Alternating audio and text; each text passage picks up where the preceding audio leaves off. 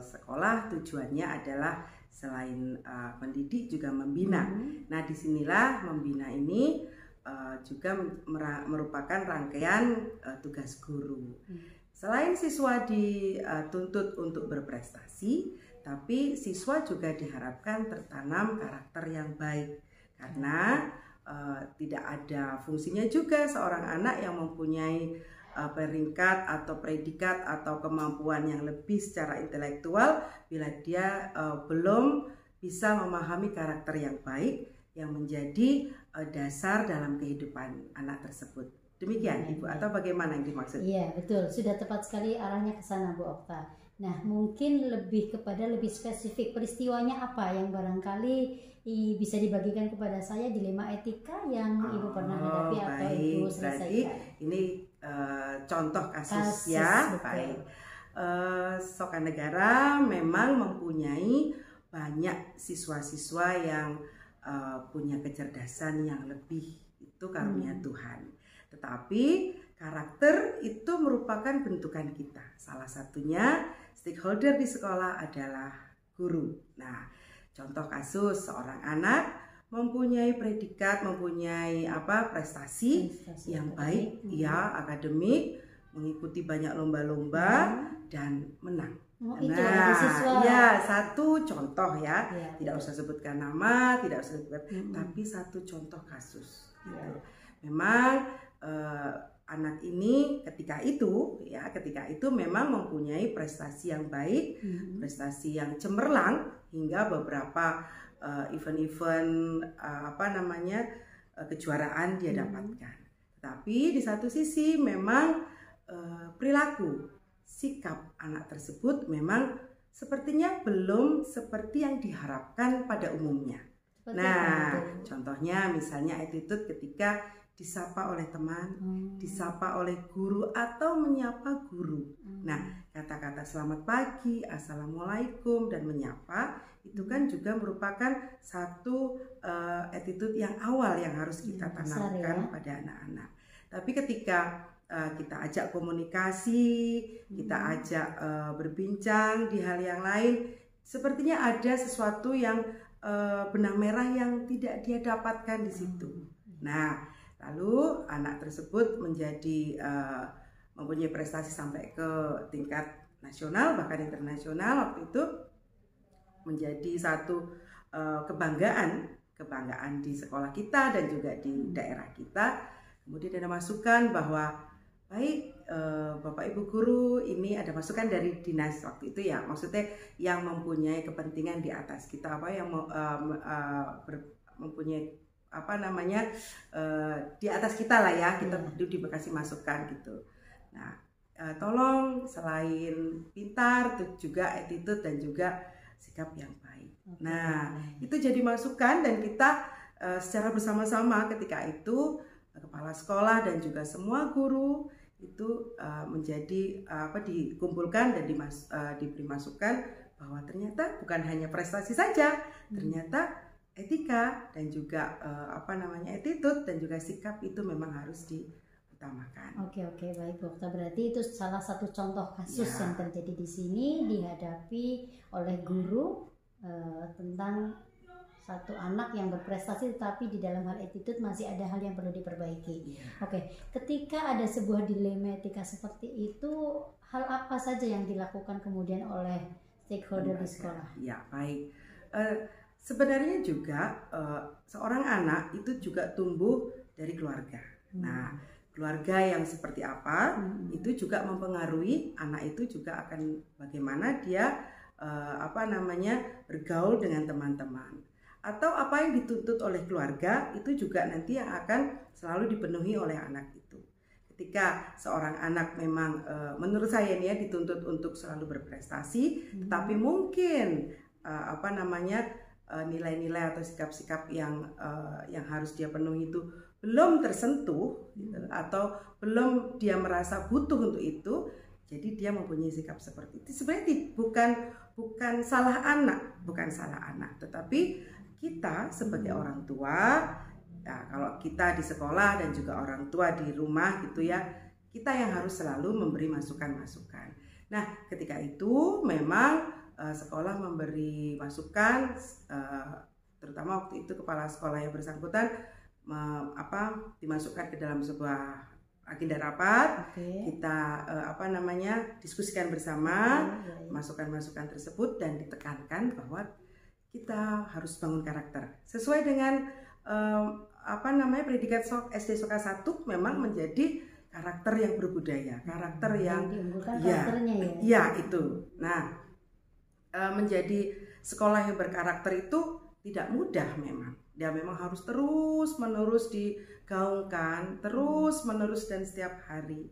Ya contohnya, ini hanya satu contoh kecil. Ketika anak melakukan kesalahan, sekolah membuat sebuah aturan, ayo tolong dicatat. Sebenarnya pencatatan ini bukan hukuman, tapi menjadi satu catatan kecil, saya pernah melakukan pelanggaran ini. Nah, itu di ID card anak ada itu di SD. Itu tujuannya selain untuk mengingatkan? Ya, kita juga membangun karakter.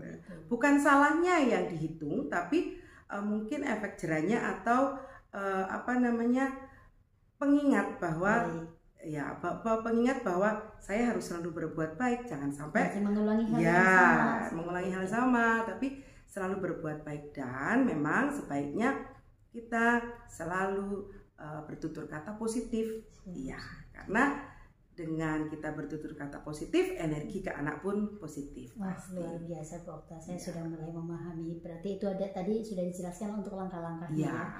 Kemudian ketika pengambilan kebijakan terhadap dilema etika tersebut, siapa saja pihak-pihak yang terlibat dan dilibatkan dalam ketika kasus ini sebenarnya bukan kasus ya, tapi ini salah satu contoh, bukan kasus besar juga gitu ya, tapi ya masukan buat kita bahwa ternyata pembangunan karakter itu penting, bukan hanya intelijensi anak saja. Sekolah langsung memberi sebuah masukan kepada kami guru-guru, terus itu juga masukan dari pihak pemangku jabatan ketika itu, dari pihak kabupaten, terus mungkin ketika itu memang langsung ditangani oleh kepala sekolah. Langsung direspon baik. Langsung direspon baik oleh kepala sekolah. Kepala sekolah langsung memberikan masukan kepada para guru, dan guru juga langsung kepada ada anak. Tidak hanya satu anak itu, tetapi pembelajaran ini memang harus kita terapkan untuk semua. Gitu. Ya, kalau berkaitan, mohon maaf ini dengan orang tua juga dilibatkan. Nah, pasti orang tua juga dilibatkan, karena ketika itu komunikasi harus dikedepankan. Komunikasi dikedepankan dan masukan-masukan dari pihak yang berkepentingan ketika itu juga langsung diberi masukan, dan tidak serta-merta langsung mengubah bim salah bim anak itu menjadi bersikap yang baik, bukan. Baik ini pun juga ada ukurannya. Menurut dia seperti itu sudah baik, tetapi mungkin ketika dia berhadapan dengan siapa, di mana, itu yang harus kita tanamkan. Dan itu terus berproses sebuah proses tidak simsalabim tadi istilahnya. Iya, betul sekali. Berarti perlu waktu, perlu proses. Waktu, perlu proses dan keseriusan untuk mengubah itu semua. Nah, tentu di dalam sebuah permasalahan yang kemudian dibuat sebuah penyelesaian dan eksekusi, bukan hanya di kasus anak ini ya Bu Okta, tentu banyak hal yang menjadi tantangan. Tentu banyak hal yang menjadi paling tidak membuat, kalau tidak boleh dikatakan kendala, hal-hal yang harus kita hadapi lebih serius seperti itu. Apa saja yang menurut Bu Okta itu menjadi sebuah tantangan ketika dilema etika itu terjadi dan menuntut sebuah penyelesaian? Iya, baik. Kalau menurut saya pribadi gitu ya, saya selaku pengajar, saya selaku pendidik, memang anak datang ke sekolah seperti tadi saya ungkapkan bahwa dia sudah mempunyai latar belakang keluarga masing-masing. Sekolah mempunyai aturan yang maksudnya ini untuk kebersamaan. Ketika itu berbenturan, nah itulah komunikasi yang harus kita utamakan. Jadi dengan background anak masuk ke sekolah dari rumah bagaimana, sekolah yang bagaimana, ini yang kadang-kadang berbeda. Nah, dikomunikasikan itu.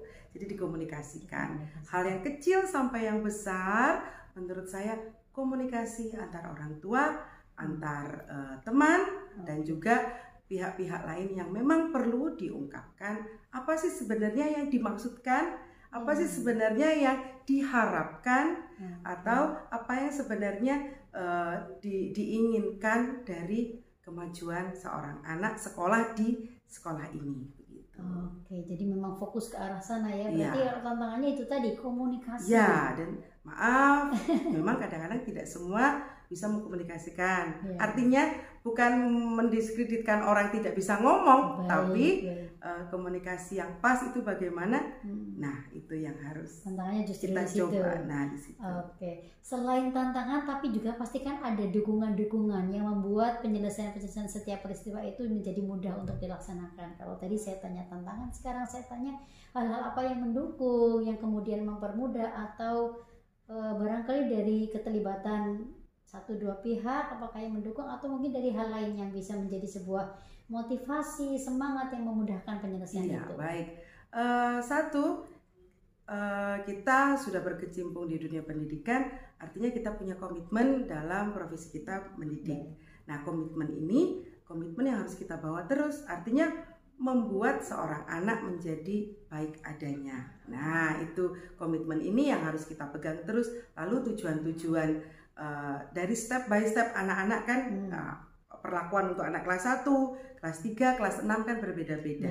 Nah, itu dia. Makanya step by step ini yang harus kita pahami juga. Lalu komitmen untuk selalu berjuang atau selalu berbuat baik. Berbuat baik artinya berbuat baik itu ya menjadi baik adanya seorang anak sesuai tuntutan di sekolah, ya berakhlak mulia, ya pasti tentunya pintar, sopan. Kalau kita berikan semua tuntutan itu tidak akan, anak-anak tidak paham. Tapi ya dengan komunikasi, komitmen bersama, terus integritas pastinya. Nah, tidak hanya anak yang disuruh, tapi kita juga harus. Jadi guru memang harus digugu dan ditiru. Nah, seperti itu. Dan di SD Sekolah Negara tentunya yang seperti itu sudah berjalan baik ya. Harapannya iya pasti karena sekolah kita masih menjunjung sekolah yang berkarakter. Amin, semoga saja. Oke, dari tadi segi panjang lebar Ibu sudah menjelaskan peristiwa apa, kemudian bagaimana penyelesaian, terus tantangan, juga hal-hal apa yang menjadi faktor pendukung. Pada akhirnya saya ingin bertanya kepada Bu Okta, dari rangkaian obrolan kita tadi tentang dilema etika dan seterusnya, apa hal yang paling menarik atau apa kesimpulan terbaik yang bisa disampaikan oleh Bu Okta berkaitan dengan pembahasan kita pada hari ini? Ya, jadi memang dilema etika ketika kita mengajarkan anak pintar tetapi sikapnya kurang, itu juga dilema ya. Nah, termasuk. Itu memang disesuaikan porsinya. Sesuai porsinya. Ya, sesuai porsi. Porsi kelas 1 beda dengan kelas 3, kelas 3 dengan kelas 6 juga beda.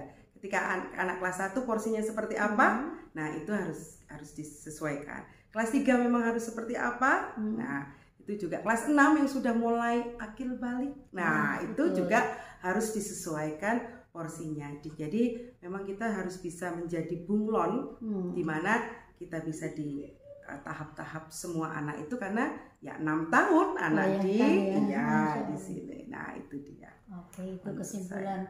Baik, itu kesimpulan yang sangat baik dan saya bisa menyerapnya. Intinya adalah guru memang harus menjadi bunglon, dalam arti bunglon yang baik ya, bisa menyesuaikan, memberikan pelayanan yang terbaik, khususnya dalam kasus dilema etika. Tentunya guru harus pandai-pandai bagaimana memposisikan dirinya dalam penyelesaian tersebut. Bu Okta, saya sebenarnya masih ingin lebih banyak bertanya kepada Bu Okta, karena pertanyaan saya dijawab dengan sangat gamblang dan saya bisa menyerap dengan sangat baik dari kalimat-kalimat Bu Okta. Semoga saja apapun dilematika yang dihadapi oleh Bu Okta, oleh saya, dan oleh kita semuanya selalu bisa diselesaikan dengan baik pula ya Bu Okta ya. Jadi saya harus ucapkan terima kasih untuk waktunya. Semoga Bu Okta sehat selalu. Terima kasih Bu Okta. Ya, sama-sama selalu Bu Lala. Terima kasih.